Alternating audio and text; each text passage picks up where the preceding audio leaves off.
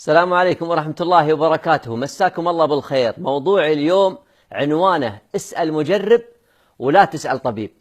كنت أعاني من آلام شديدة جدا تيني في المفاصل، وتحديدا مفاصل أصابع الإيد، ومن طبيعتي ما كنت أحب أروح المستشفيات نهائيا، ولكن هذه المرة استسلمت ورحت المستشفى. طبعا أول ما شافني الدكتور قال لابد أن نسوي لك فحص دم. سوينا فحص الدم وطلع عندي فيتامين د ناقص وايد، تقريبا 8، وقال لي سبب الآلام اللي تجيك بالمفاصل هو بسبب نقص الفيتامين د. طيب والحل؟ قال بعطيك أدوية استخدمها ومن ثم راح نشوف. استخدمت الأدوية لمدة شهرين، وبعد شهرين فحصت ووجدت أن فيتامين د ارتفع ووصل في نهاية العشرينات وبداية الثلاثينات، ولكن للأسف آلام مفاصل الإيد ارتفعت وزادت وانتقلت أيضا إلى مفاصل أصابع القدم. الدكتور ما استسلم، قال لي بنسوي لك أشعة. قلنا له نسوي أشعة. سوينا الأشعة وطلعت النتيجة. قال لي أنت عندك بداية تخشن في العظام. قلت له شو معنات هذا؟ قال معناتها الله يخلف عليك، لابد ان احنا نعطيك أدوية تخفف الألم وتقلل من سرعة انتشاره في الجسم. أخذت الأدوية واستمريت عليها أكثر من شهر، ولكن للأسف ما خف الألم بل زاد وأصبح أيضا في أصابع القدم. يوم أقول لكم إن الألم أصبح شديد، أصبحت لدرجة أني يوم أسوق السيارة ما أستطيع أمسك السكان من شدة الألم، ما أصبحت أستطيع أضغط على أي شغلة أمسكها بيدي. قلت في خاطري خلني أشوف دكتور غيره. رحت للدكتور في مستشفى خاص آخر، نفس الشيء، سوالي فحص الدم وقال لي النتيجة بتطلع بعد يومين، تعالنا بعد يومين. شو استوى بعد يومين؟ رحت له. والله يا جماعة أول ما دخلت عليه شافني وانبهر وقال لي يا أخي أنت شو فيك؟ حمض اليوريك عندك أنت وايد مرتفع. طبعا أنا ما أعرف شو حمض يوريك. والله يا جماعة يوم قال لي هالكلام ويوم شفت وجهه ركبي ما شالتني من الخوف، ما صدقت. حصلت كرسي بجنبي جلست عليه. يا دكتور صل على النبي، شو اللي هو البوربيك هذا؟ قال لي يوريك حمض الأملاح عندك أنت، الأملاح وايد مرتفعة. قلت زين. قال هذا سمعت عن داء النقرس؟ قلت هي سمعت أنه قال هذا فيك أنت. قلت وهذا شلون الحين؟ شلون نتخلص منه الحين؟ أنت تخوفني ولا شو سالفتك؟ طلع لي قائمة من الأطعمة، موجودة قائمة يعني مكتوبة، وقال اتبع هذه. اتبعت هذه القائمة واستمريت عليها أكثر من شهرين، وبعد ما خلصت والله ما رجعت لأني كرهته وخفت منه. رحت المستشفى ثالث وسويت فحوصات، والحمد لله طلعت نتائج الفحوصات كلها أوكي.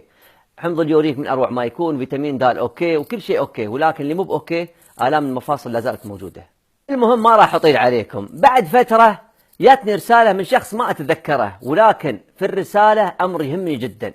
حاط لي في الرسالة إن التين المجفف وزيت الزيتون الأصلي يقضي على كل الآلام التي تعنى بالمفاصل. كلمة مفاصل هذه خلتني أنتبه لهذا الموضوع، ولأني أعاني من آلام المفاصل أكثر تقريبا من 7 أو 8 شهور، اضطريت أني أستخدم هذه الوصفة أو أجربها.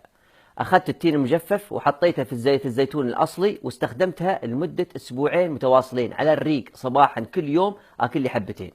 بعد 2 أسبوع والله يا جماعة كانت النتائج مبهرة، خازت عني كل الآلام وما صرت يعني أستشعر أي ألم، لا في مفاصل أصابع الإيد ولا في مفاصل أصابع القدم، ولله الحمد والمنة.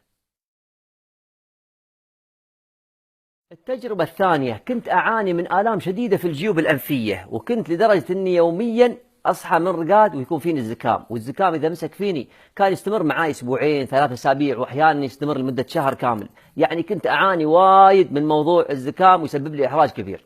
ظليت على هذه المعاناة أكثر من 5 أو 6 سنوات، ما خليت مستشفى، ما خليت دكتور، الكل يجرب، ولكن في النهاية للأسف الشديد ما وصلت للحل، وظل هذا المرض فيني لغاية ما الله فرجها عني. شلون فرجت؟ فرجت يوم من الأيام كنت جالس في المكتب وياني أحد الموظفين ودخل علي وقال لي عبد الرحمن، أمس كنت أنا جالس في البيت وأشوف اليوتيوب، سبحان الله لفت انتباهي برنامج جدا جدا مهم. قلت له شو هو؟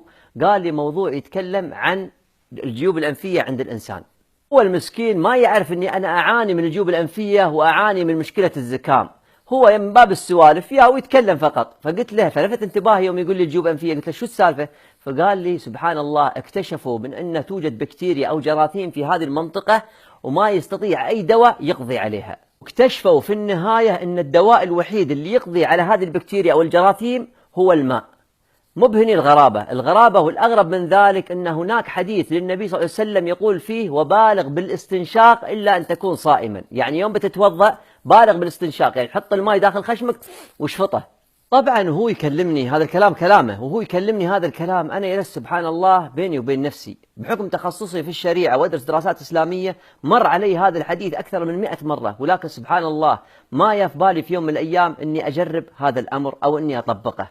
فسبحان الله قمت من عنده ورحت على طول عزكم الله للحمام، وبديت أستخدم الماء وأدخله داخل خصمي واشفطه شفط.